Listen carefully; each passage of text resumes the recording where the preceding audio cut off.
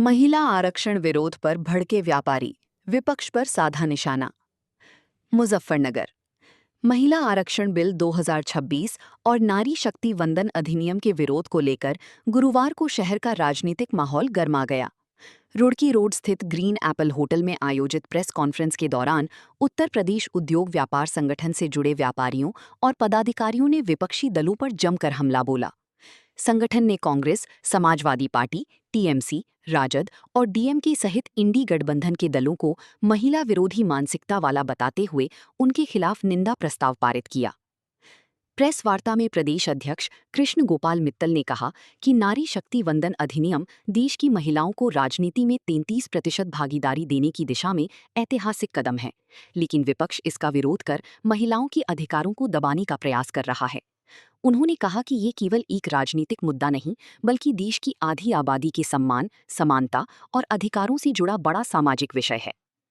उन्होंने गंभीर लहजे में कहा कि जो दल आज महिला आरक्षण का विरोध कर रहे हैं, उनकी सोच महिलाओं को नेतृत्व और निर्णय प्रक्रिया से दूर रखने वाली है। विपक्ष लगातार महिलाओं को लेकर विवादित बयान देता रहा है और अब इस बिल के विरोध ने उनकी वास्तविक मानसिकता को उजागर कर दिया है। कार्यक्रम में मुख्य अतिथि के रूप में पहुंची नगरपालिका चेयरपर्सन मीनाक्षी स्वरूप का व्यापारियों ने फूल मालाएं पहनाकर जोरदार स्वागत किया। इस दौरान संगठन पदाधिकारियों ने केंद्र सरकार के फैसले को दूरदर्शी बताते हुए कहा कि महिलाओं को राजनीति में मजबूत भागीदारी मिलने से समाज और राष्ट्र दोनों अधिक सशक्त होंगी।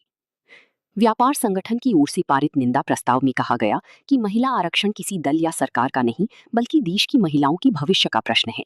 संगठन ने आरोप लगाया कि विपक्षी दल महिलाओं को उनका संवैधानिक अधिकार मिलने से रोकना चाहते हैं, जो लोकतंत्र और महिला सम्मान दोनों के खिलाफ है। प्रेस वार्ता में वक्ताओं ने सरकार से मांग की कि नारी शक्ति वंदन अधिनियम को प्रभावी तरीके से लागू करने के लिए व्यापक जागरूकता अभियान चलाया जाए तथा निगरानी व्यवस्था को और मजबूत बनाया जाए, ताकि महिलाओं को वास्तविक लाभ मिल सके। कार्यक्रम के अंत में संगठन ने घोषणा की कि विपक्ष के खिलाफ पारित निंदा प्रस्ताव महामहिम राज्यपाल को भेजा जाएगा। वहीं उपस्थित व्यापारियों ने सशक्त नारी सशक्त राष्ट्र की नारों के साथ महिला सशक्तिकरण की समर्थन में एकजुटता दिखाई।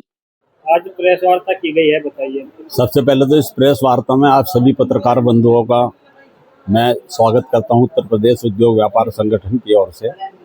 ये प्रदेश के आह्वान पर, राष्ट्रीय आह्वान पर राष्ट्रीय अध्यक्ष माननीय नरेश अग्रवाल, उत्तर प्रदेश उद्योग व्यापार संगठन के प्रदेश अध्यक्ष नितिन अग्रवाल, जो उत्तर प्रदेश सरकार में आबकारी प्रभारी मंत्री हैं, उनके आदेश में और मैं उनके साथ प्रदेश में क्या नाम जो है उपाध्यक्ष और मंडल प्रभारी सहारनपुर और जिला अध्यक्ष राकेश त्यागी जी, क्या उद्देश्य है इसका उद्देश्य ये था कि जो अभी महिला वंदन जो बिल पेश किया गया था, उस बिल को गिरा दिया गया विपक्ष ने।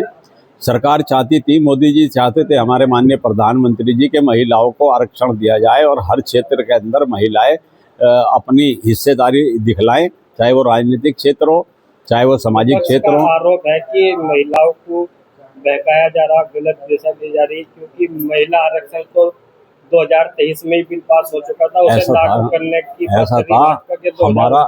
हमारा दुर्भाग्य है कि हमारे हिंदुस्तान के अंदर जो हमारा विपक्ष है ना, जो अच्छे कार्य हैं ना तो उनकी मतलब प्रशंसा करता और उनकी भी निंदा करता है, और जो निंदा करने लायक हैं उनकी तो निंदा करते ही है, लेकिन निंदा करने वाला कोई बीजेपी की सरकार में अब तक कोई ऐसा बिल पेश नहीं किया गया। ये सिर्फ भ्रमित करने वाली बात है। इन्होंने मतलब जो वो बिल पास हुआ था उसे वो लागू क्यों नहीं हुआ, उसके भी कारण थे, उसमें भी इन्होंने अधूरा छोड़ दिया था। अगर वो बिल इस तरह लागू किया जाता जल्दी में, नहीं, वो विपक्ष का काम है लोगों को भ्रमित करना, और आप लोग भी अगर उनसे भ्रमित हो रहे तो इससे तो दुर्भाग्य की बात ही नहीं। आप तो पत्रकार हैं, नीचे जमीन से निकालने वाले आदमी हैं, कि वो लागू इन्होंने क्यों नहीं करवाया। अब जब वो सबके सामने इसे लागू कराने की लोकसभा में उन्होंने प्रस्तुत किया तो वहाँ ये भाग्य, मतलब अपनी जिम्मेदारी को छोड़ के निभाने से भाग्य कि महिलाओं को आरक्षण नहीं मिलना चाहिए। तो कल क्या करेंगे आप? हम कल डीएम साहब को एक ज्ञापन देंगे। आज हमने प्रेस कॉन्फ्रेंस करी ताकि जन जन तक ये आवाज़ पहुँच सके और लोगों को पता चल सके, और सरकार का और जो विपक्षी पार्टी है वो क्या चाह रही है, और जो सरकार है महिलाओं के बारे में उसकी क्या सोच है।